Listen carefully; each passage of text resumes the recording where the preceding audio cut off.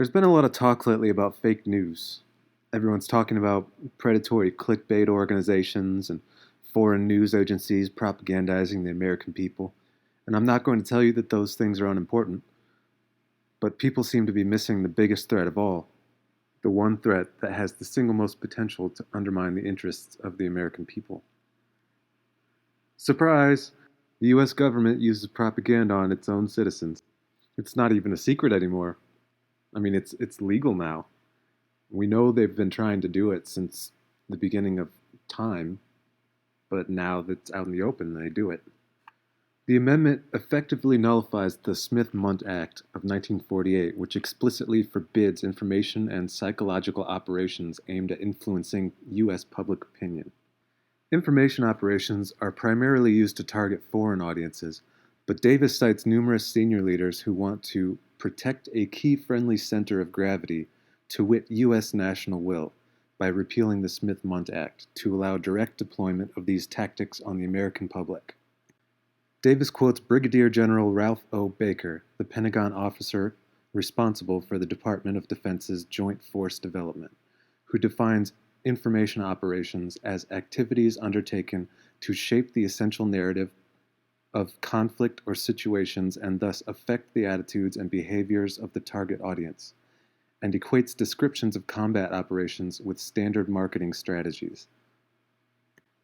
If the NDAA goes into effect in its current form, the State Department and the Pentagon can go beyond manipulating mainstream media outlets and directly disseminate campaigns of misinformation to the U.S. public. This is fake news, and it's worse than the clickbait organizations because it inherently causes mistrust in the free press. And it's no secret that there have been forces within the government that have been trying to do this forever. It's a verifiable fact at this point. They just had to be secretive about it because up until 2012, it was illegal. I thought that it was a matter of real concern that planted stories intended to serve a national purpose abroad came home and were circulated here and believed here, because this would mean that the CIA could manipulate the news in the United States by channeling it through some foreign country. Now, we're looking at that very carefully. Do you have any people being paid by the CIA who are contributing to a major circulation American journal? We do have people who submit pieces to American journals. Do you have any people paid by the CIA who are working for television networks? This, I think, gets into the kind of getting into the details, Mr. Chairman, that I'd like to get into in executive session. At CBS, we had been contacted by the CIA. As a matter of fact, by the time I became the head of the whole news and public affairs operation in 1954, ships had been established, and I was told about them and asked if I'd carry on with them. We have quite a lot of detailed information, and we will evaluate it, and we will include any evidence of wrongdoing or any evidence of impropriety in our final report and make recommendations. Do you have any people being paid by the CIA who are contributing to the national news services, AP and UPI? Well, again, I think we're getting into the kind of detail, Mr. Chairman, that I'd prefer to handle in executive session.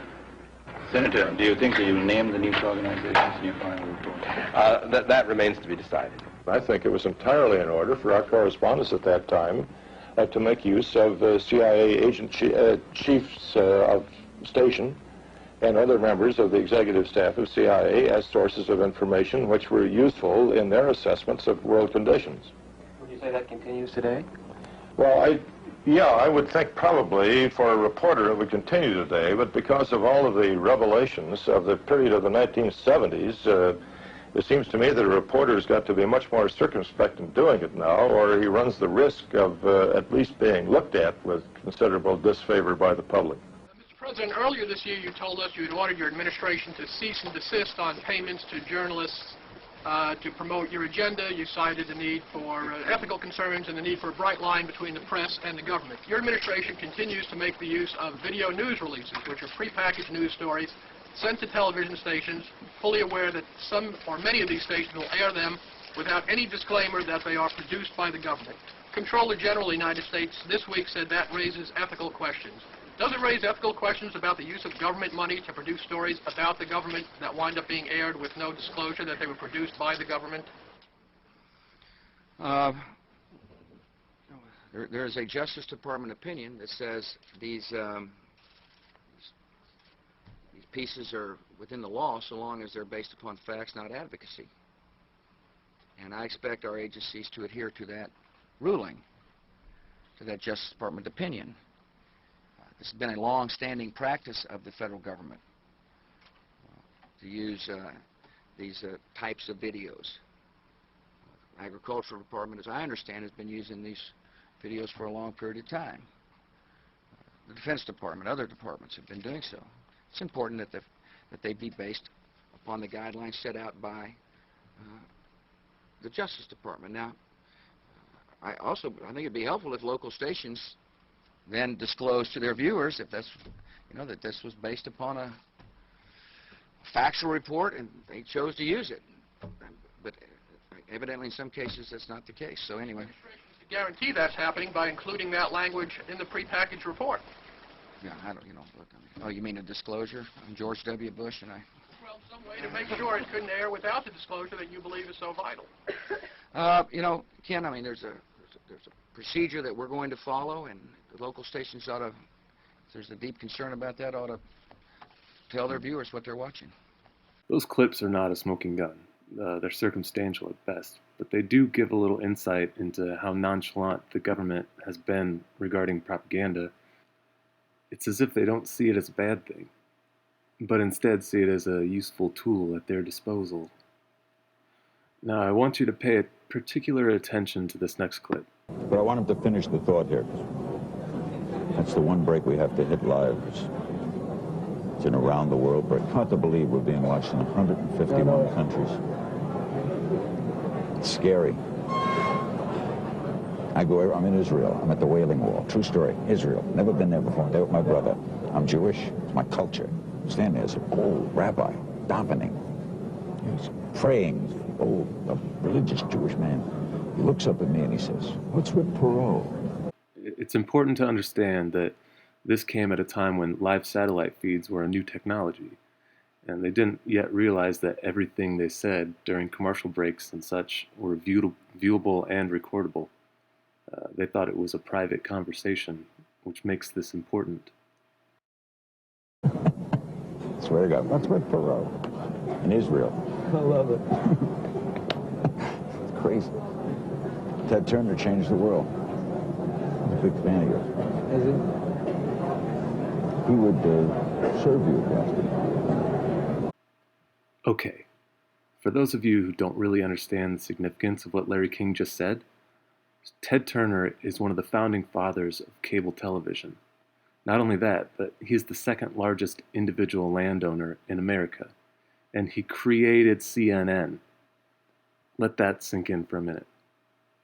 The creator of CNN. I'm really surprised. He's ready. What's he got left in the game? After you're elected, think about it. No dope. That's for sure. Great guy to work for, too. We have cinema quality HD cameras, cinema quality HD lenses, an extensive lighting system with dimmers, a sophisticated audio system and gear, and everything else you're likely to need, on site and ready to go. do elite quality green screen production from our huge 3-walled pre-lit cyclorama and put our amazing Ultimat 11 HD chroma keyer to work. Or, better yet, use our HD 3D virtual studio system along with our industry-leading Encodicam and coded camera crane and save hundreds of thousands of dollars on set construction costs alone. In fact, our set designer also designs sets for NBC, CNBC, and CNN.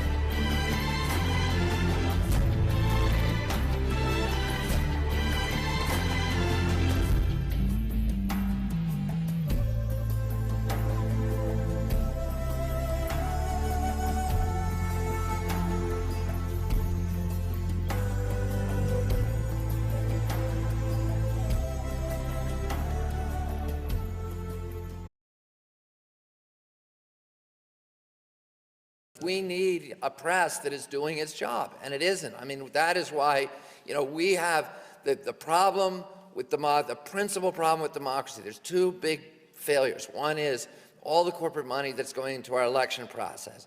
And the second failure is that we have a negligent and indolent press in this country that has simply let down American democracy.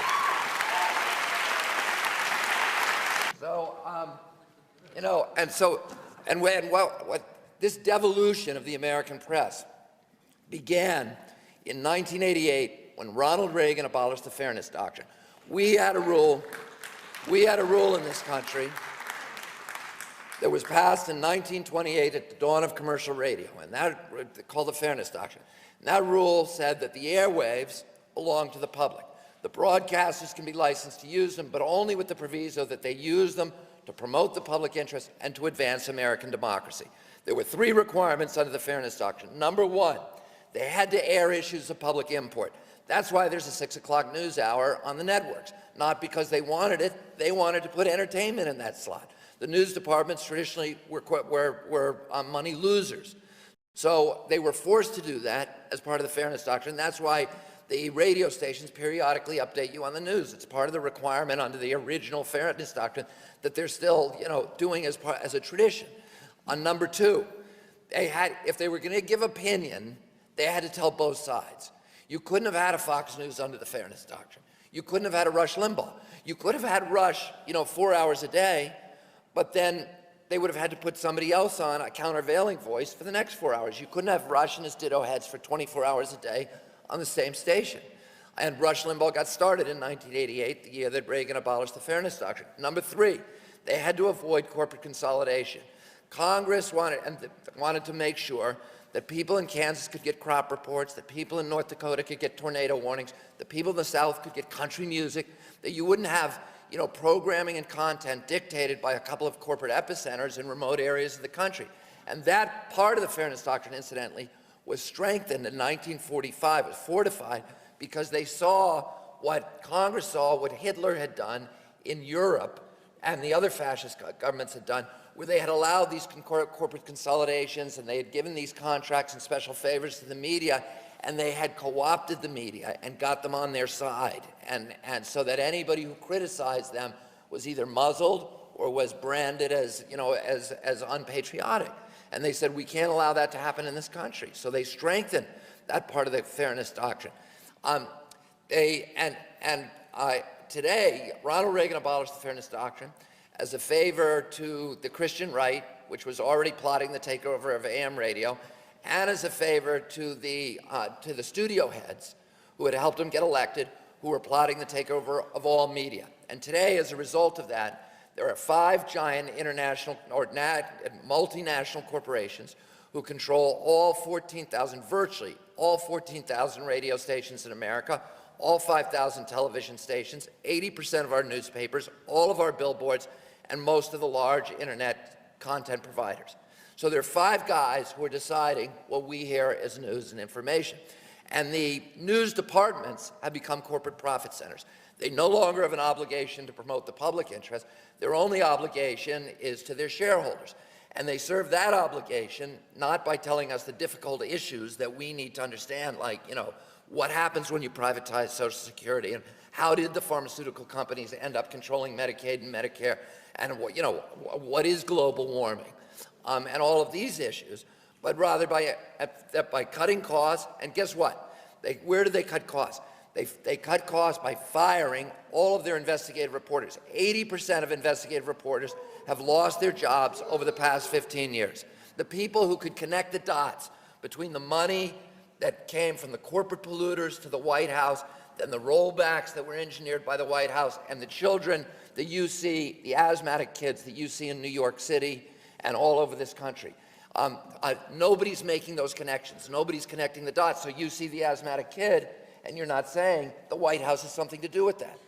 The fact that in 19 states you can no longer safely eat any freshwater fish caught in the state because of mercury contamination coming from coal-burning power plants that were supposed to have removed 90% of that mercury 5 years ago, but the White House, having accepted $48 million from that industry, rolled back those rules so that now there are 19 states, all of the freshwater fish are unsafe to eat, and in 49 states, most or some of the freshwater fish, including New York, which most of them are unsafe to eat. The only state where all the freshwater fish are safe to eat is Wyoming, where the Republican-controlled legislature has refused to appropriate the money to test the fish. But in all the other states, some or most or all of them are unsafe to eat. According to CDC, 1 out of every 6 American women now has so much mercury in her womb, 1 out of every 6, that her children are at risk for a grim inventory of diseases: autism, blindness, mental retardation, heart, liver, and kidney disease. My levels of mercury are 2.5 times what EPA considers safe just from eating fish. And all of this could have been stopped except that Bush abolished the mercury rule. But but Americans don't know that. I go and buy my fishing license for $30 a year every year in New York State, and I get the fish advisories, which are now this thick, that basically say there's only a few places where you can safely fish in New York State. I read through that thing and I'm saying, that son of a bitch, George Bush. But most fishermen who buy that thing don't make the connection. The reason that they don't make the connection is because there's no investigative reporters out there telling them about that connection. Are you starting to see? I know your reflexive instinct is to dismiss this entire video as a conspiracy theory nonsense. I'm a skeptic, I get it. Occam's razor and whatnot. But you have to understand that conspiracies do happen. Every day a new conspiracy is uncovered somewhere. Organized crime is in itself conspiratorial. It's like nobody understands anymore what the phrase "information is power" means. 5 people control nearly every bit of information that you see.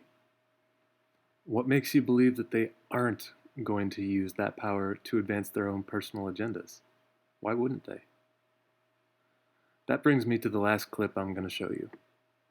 It's an extraction from the Q&A section of a discussion by Naomi Wolf. Wolf is a journalist and author who worked as former political advisor to both Bill Clinton and Al Gore. There's a lot of dubious information out there on this topic. That's why in this video I tried to only use the most credible information I could find and allow you to draw your own conclusions. So without further ado, here's Naomi. What do you think of what happened in Boston when we were looking for a pressure cooker and 2 teenagers, and then they took over the whole city and shut it down, and to me that looked a whole lot like martial law. Yeah. Oh, God, I can't believe. See, this is why I didn't want to give this talk, because I knew that we have this conversation, and now it's on the record. All right, let me take a step back. And we have to deal with it. Let me take a step back and a deep breath, because this is a very painful thing to talk about. So all over the world, we know, it's well established, the State Department and intelligence agencies engage in theater, and it's what they do, it's spycraft, to create spectacles and events that people may not realize are spectacles and events, but that, well, like the overthrow of Mossadegh in the 50s in Iran. they'll funnel money to protesters. They'll, fly people in to infiltrate protesters. They'll create fake newspapers and so on. So we know that this happens in countries around the world. I believe that a law has been passed in the United States. I think it's part of the Defense Authorization Act. I need to confirm this. That, now makes it legal to propagandize American citizens. Do we know about that? Yeah, it's true. And is it in the NDAA or is it in something else? Do we know? It's a separate bill. It's a separate bill. And it's been passed. It's now law? Do we know what the 2 years ago. Do we know what the name of it is? I don't remember, but I reported on it. Oh, thank you. Will you send me the link? Yes. Thank you. So what this means is, and I, as a journalist to say these words, I can't tell you with what a heavy heart I say them, but we've entered an era in which it is not crazy to assess news events to see if they're real or not real. And in the United States as well as overseas. And in fact, it's kind of crazy not to.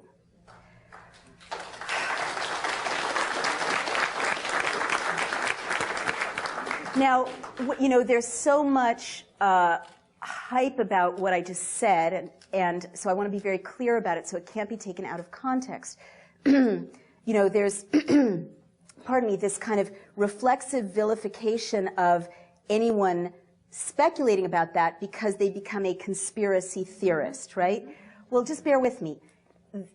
I've often thought about this because our intelligence agencies, I respect spies. I mean, who are doing, before it got out of control, I believe we need intelligence. I believe we need intelligence agencies.